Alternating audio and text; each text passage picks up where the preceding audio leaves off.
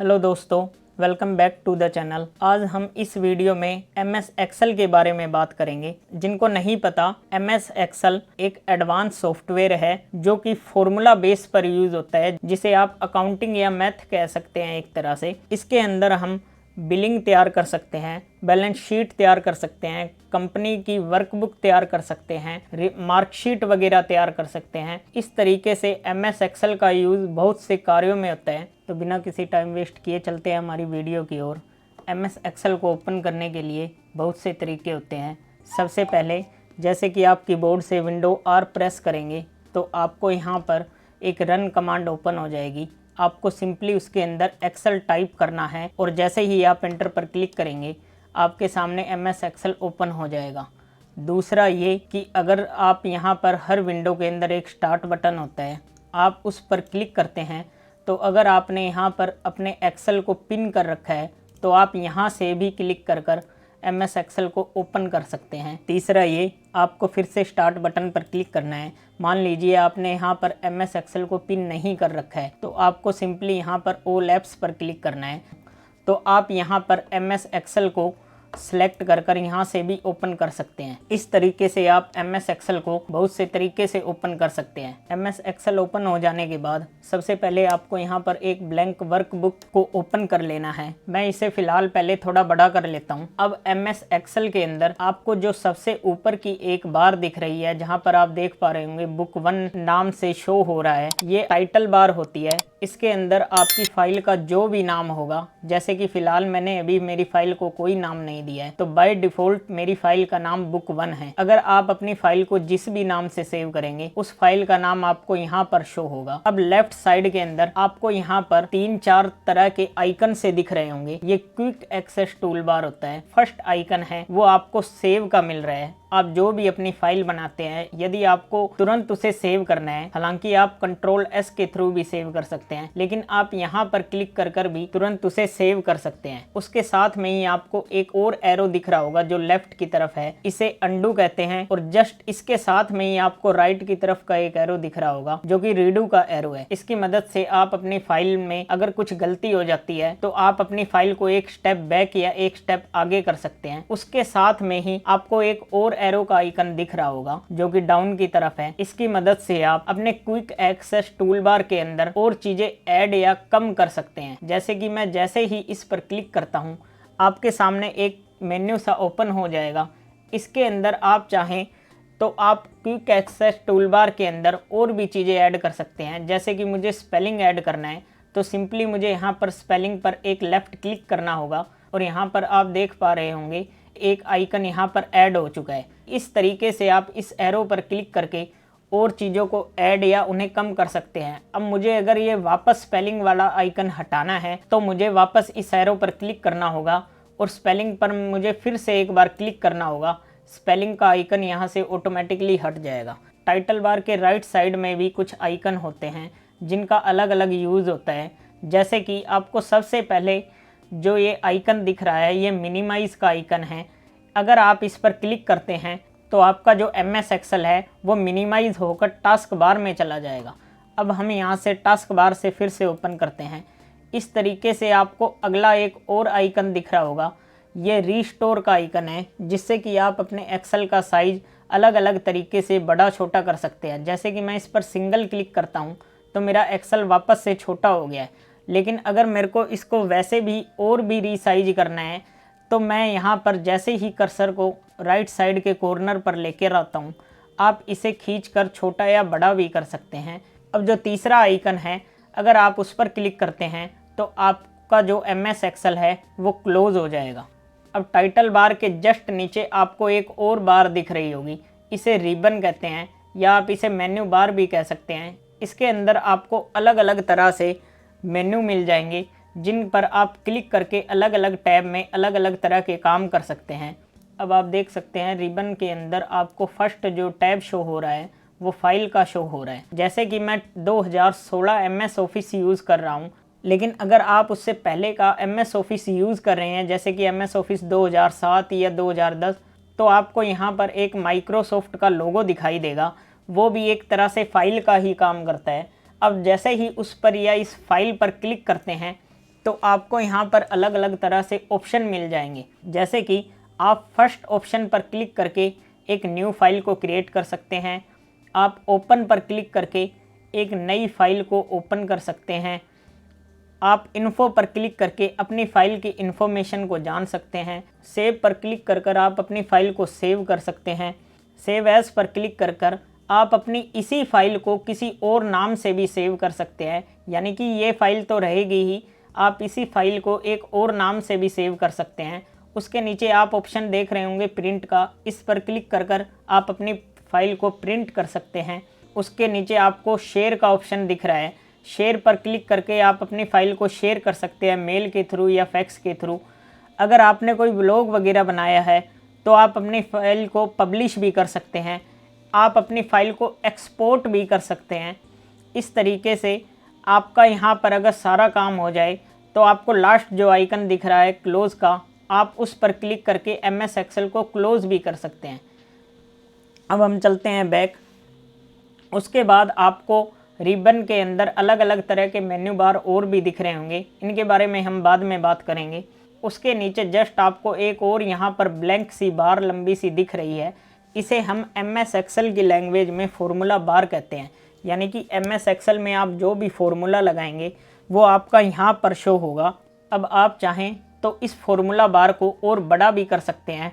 आपको ठीक right side में एक फॉर्मूला बार के अंदर एरो दिख रहा होगा, आप जैसे ही इस पर क्लिक करेंगे फॉर्मूला बार और भी बड़ा हो जाएगा। ये तब यूज होता है जब आपका फॉर्मूला बहुत ही ज़्यादा बड़ा हो।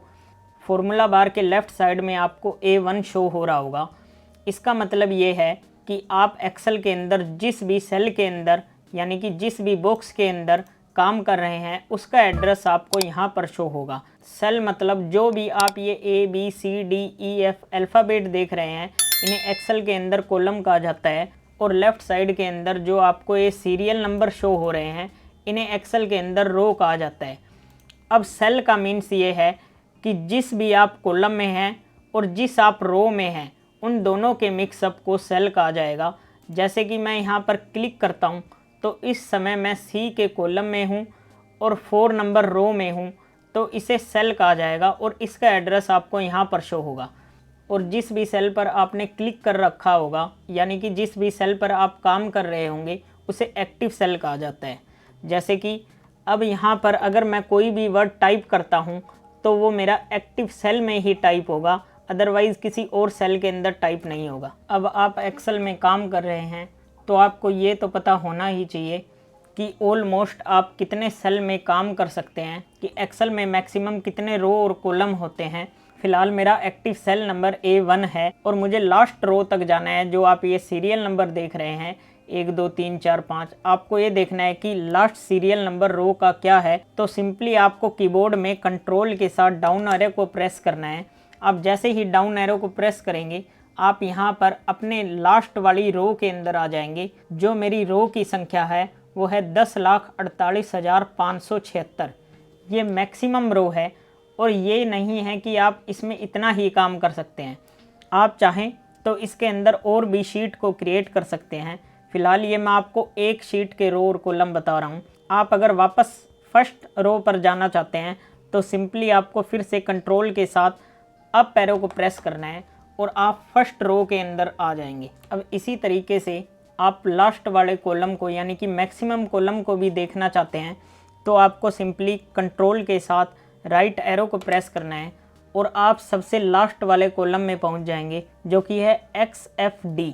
इसी तरीके से अगर आपको वापस फर्स्ट कॉलम पर जाना है तो इस बार आपको कंट्रोल के साथ लेफ़्ट एरो को प्रेस करना है और आप वापस से फर्स्ट कॉलम के अंदर आ जाएंगे। अब आपको यहाँ पर नीचे की तरफ दिख रहा होगा शीट 1। हम जिस भी शीट में काम करते हैं उसे एक्टिव शीट कहते हैं। फ़िलहाल यहाँ पर हमने कोई शीट क्रिएट नहीं की है, ना ही कोई हमने किसी शीट को नाम दिया है, तो बाय डिफ़ॉल्ट हमारे पास एक शीट है। मैं जैसे कि एक्सेल 2016 में काम कर रहा हूँ, आप जैसे कि 2007 में काम कर रहे हैं तो आपको बाय डिफ़ॉल्ट यहाँ पर 3 शीट ऑटोमेटिकली मिलेंगी। लेकिन आप अगर इसमें भी चाहें या आप 2007 में भी काम कर रहे हैं तो आप शीट को ऐड भी कर सकते हैं। आपको राइट साइड में यहाँ पर प्लस का आइकन दिख रहा होगा, आप जैसे ही इस पर क्लिक करेंगे आपकी एक नई शीट क्रिएट हो जाएगी। हम किसी भी शीट को नाम नहीं दे रहे हैं, तो बाय डिफ़ॉल्ट जो नाम आ रहा है वो शीट 1 के बाद शीट 2 आ रहा है। अब मैं एक और बार प्लस पर क्लिक करता हूँ तो बाय डिफ़ॉल्ट शीट 3 ही आएगी, क्योंकि हम किसी भी शीट को कोई नाम नहीं दे रहे हैं। अब आप जिस भी शीट में होंगे उस शीट को एक्टिव शीट कहते हैं। जैसे कि फ़िलहाल मैं यहाँ पर शीट 3 में हूँ, तो आप देख पा रहे होंगे शीट 1 एंड शीट 2 अलग ही कलर में है और शीट 3 यहाँ पर ओपन हो चुकी है। आप जहाँ जहाँ काम करना चाहते हैं आपको उस शीट पर क्लिक करना है। जैसे मैं शीट 2 में काम करना चाहता हूँ तो मैं शीट 2 पर क्लिक करूँगा और शीट 2 यहाँ पर ओपन हो जाएगी। इसी तरह अगर आप चाहें तो अपनी शीट का नेम भी चेंज कर सकते हैं। आपको यहाँ पर शीट नेम पर एरो को लाकर राइट क्लिक प्रेस करना है और यहाँ पर रीनेम पर क्लिक करना है। अब आप चाहें तो अपनी शीट का कुछ भी नाम दे सकते हैं। जैसे मैं यहाँ पर नाम लिख देता हूँ। शीट नाम देने के बाद जो मैंने नाम चेंज किया था, शीट 2 का नाम गुड हो चुका है। इसी तरीके से आप किसी भी शीट का नाम चेंज कर सकते हैं, यहाँ तक कि आप उसके कलर को भी चेंज कर सकते हैं। अब मान लीजिए आपने शीट तो क्रिएट कर दी, लेकिन आप किसी शीट को डिलीट भी करना चाहते हैं, तो उसके लिए भी आपको किसी भी शीट पर राइट क्लिक करना है। जिस भी शीट को आप डिलीट करना चाहते हैं उस पर हम राइट क्लिक करेंगे और यहाँ पर आपको डिलीट का एक ऑप्शन दिखाई दे रहा होगा। हम जैसे ही इसे डिलीट पर क्लिक करेंगे हमारी शीट ऑटोमेटिक डिलीट हो जाएगी। अगर आप चाहें तो शॉर्टकट की मदद से भी किसी भी शीट को ऐड कर सकते हैं। जैसे कि अपने कीबोर्ड से शिफ्ट प्लस F11 को प्रेस करना होगा और आपकी एक शीट क्रिएट हो जाएगी। आप जितनी बार भी शिफ्ट प्लस 11 को प्रेस करते जाएंगे आपकी यहाँ पर शीट क्रिएट होती जाएगी। अब शीट नेम के राइट में ही आपको यहाँ पर एक बार सा दिख रहा होगा, इसे हम हॉरिजेंटल बार कहते हैं। यानी कि अगर आपको एक्सेल सीट के राइट या लेफ़्ट में जाना है तो आप इसका यूज़ करेंगे और इसके साथ में ही आपको एक और यहाँ पर बार दिख रहा होगा, इसे हम वर्टिकल बार कहते हैं। अगर आपको एक्सेल सीट के टॉप एंड बॉटम में जाना है तो हम इसका यूज़ करेंगे। इस तरीके से जो आपको ये नीचे का हॉरिजेंटल बार है ये कॉलम यूज़ के लिए यूज़ होगा और यहाँ पर जो वर्टिकल बार है ये आपकी रो यूज़ के लिए यूज़ होगा। अब इसी हॉरिजेंटल बार के ठीक नीचे आपको जो ये एक पट्टी दिख रही है इसे हम स्टेटस बार कहते हैं। इसके अंदर आपको राइट साइड के अंदर पेज लेआउट के ऑप्शन मिलेंगे, पेज लेआउट के, पेज ब्रेक के, और इसके साथ में ही आपको एक यहाँ पर छोटा सा बार दिख रहा होगा प्लस माइनस का, ये एक जूम बार है। आप जैसे ही प्लस पर क्लिक करेंगे आपका पेज और जूम होता जाएगा।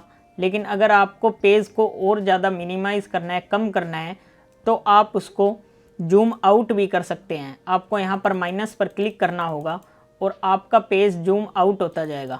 अब आपको ये तो पता लग गया होगा कि अगर हमें एक्सेल के अंदर काम करना है तो हमें जिस भी सेल के अंदर काम करना होगा हमें पहले उसे सिलेक्ट करना होगा और उसके बाद आप उस सेल में काम कर सकते हैं। आप जो भी वर्ड टाइप करेंगे, डिजिट टाइप करेंगे, वो उसी सेल में टाइप होगा जिसे आपने सेलेक्ट कर रखा है, जो कि एक्टिव सेल है। अगर आप एक्टिव सेल से ऊपर या नीचे जाना चाहते हैं तो आप हर बार तो माउस का यूज़ नहीं करेंगे, तो उसके लिए हम कीबोर्ड से एरो का यूज़ करेंगे, जो कि अगर मुझे एक सेल ऊपर जाना है तो मैं अप एरो का यूज़ करूँगा और एक सेल नीचे आना है तो मैं डाउन एरो का यूज़ करूँगा। इसी तरह अगर मैं लेफ़्ट या राइट में जाना चाहता हूँ तो राइट जाने के लिए मुझे राइट एरो का यूज़ करना होगा और अगर मैं लेफ़्ट में जाना चाहता हूँ तो लेफ़्ट के लिए मुझे लेफ़्ट एरो का यूज़ करना होगा। आप अपने एक्टिव सेल को टैब, इंटर और शिफ्ट की मदद से भी मूव करवा सकते हैं। आपको अगर राइट साइड में जाना है तो आपको टैब को प्रेस करना होगा। जो काम आपका राइट एरो कर रहा था उसी तरीके से आप टैब को प्रेस करते जाएंगे तो आप राइट में जा सकते हैं। इसी तरीके से अगर आपको लेफ़्ट में आना है तो आपको टैब के साथ शिफ्ट बटन को प्रेस करना होगा। आप एक एक कॉलम बैक आते जाएंगे। अब आपको अगर बॉटम में आना है तो आपको एंटर को प्रेस करना होगा। आप बॉटम में आते जाएंगे और अगर आपको टॉप पर जाना है तो आपको शिफ्ट और एंटर को प्रेस करना होगा। आप टॉप पर आते जाएंगे। सिंपली इसका काम वही है जो आप एरो की का यूज़ करके कर रहे थे। एक्सेल एक बहुत ही एडवांस सॉफ्टवेयर है। मैं इसे एडवांस इसलिए कह रहा हूँ कि मान लीजिए आपको कोई सीरियल नंबर से टाइप करने हैं या आपको कोई काउंटिंग करनी है तो आपको ये नहीं कि आपको जहाँ तक काउंटिंग करनी है आपको हर बार वर्ड को टाइप करना पड़ेगा। जैसे कि हमें यहाँ पर मान लीजिए 1 से 20 तक काउंटिंग करनी है, तो हम यहाँ पर 1 से 20 तक हर बार किसी वर्ड को टाइप नहीं करेंगे। हम सिंपली किसी भी सेल में 1 को प्रेस करेंगे, उसके बाद मैं डाउन आता हूँ, यहाँ पर मैं 2 को प्रेस करूँगा। अब आपको करना ये है, आपको इन दोनों को सिलेक्ट करना है और आपको यहाँ राइट साइड में नीचे की तरफ 2 के नीचे एक छोटा सा बॉक्स दिख रहा होगा। आपको सिंपली इस पर क्लिक करना है माउस से और क्लिक करे रखना है और आप इसे नीचे की तरफ खींचते जाएंगे और यहाँ पर जहाँ पर हमें 20 दिखेगा हम यहाँ पर छोड़ देंगे कि मैंने सिर्फ 1 और 2 टाइप किया था। एक्सेल ऑटोमेटिकली समझ चुका है कि मुझे यहाँ पर काउंट करना था, इसीलिए उसने 1 के बाद 2, 2 के बाद 3, 4 इसी तरह 20 तक डिजिट को टाइप कर दिया। अगर आपको किसी चीज़ का टेबल लिखना है, जैसे कि 2 का टेबल या 3 का टेबल, किसी भी सेल में मैं 2 प्रेस करूंगा, उसके नीचे अगर 2 का टेबल लिख रहे हैं तो मैं यहाँ पर 4 प्रेस करूंगा। अब फिर से वही चीज़ करेंगे, हम इन दोनों को माउस के मदद से सिलेक्ट करेंगे और यहाँ पर आपको वापस से इस बॉक्स पर क्लिक करना है और आप नीचे की तरफ इसे खींचते जाएंगे। अब मैं यहाँ पर अगर इसे छोड़ता हूँ, फर्स्ट और सेकंड डिजिट के अंदर 2 का गैप दिया है, तो एक्सेल ऑटोमेटिक समझ चुका है कि हमें 2 का टेबल टाइप करना है। अब इसी तरीके से आप कितने का भी गैप देना चाहो, जैसे मैं यहाँ पर 6 टाइप करता हूँ, उसके बाद मैं नीचे वाले सेल के अंदर 12 टाइप करता हूँ। फिर से वही करेंगे, दोनों को सिलेक्ट करेंगे, माउस का लेफ्ट क्लिक बॉक्स पर प्रेस करेंगे, जहाँ पर भी आपको प्लस आइकन आ रहा है और नीचे की तरफ स्क्रॉल कर देंगे, छोड़ देंगे।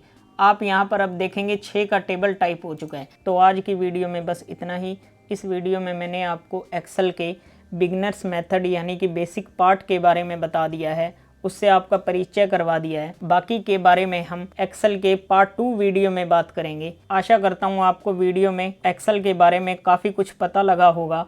तो वीडियो में कुछ भी समझ आया हो, नॉलेजेबल लगा हो, अच्छा लगा हो, तो वीडियो को अभी का अभी लाइक करें और चैनल पर नए हैं तो सब्सक्राइब जरूर करें और अपने दोस्तों के साथ इसे ज़रूर शेयर करें, ताकि जो एक्सेल में बिगिनर्स हैं उन्हें भी एक्सेल के बारे में थोड़ा बहुत पता लग सके। मिलते हैं नेक्स्ट वीडियो में। Take care, bye bye.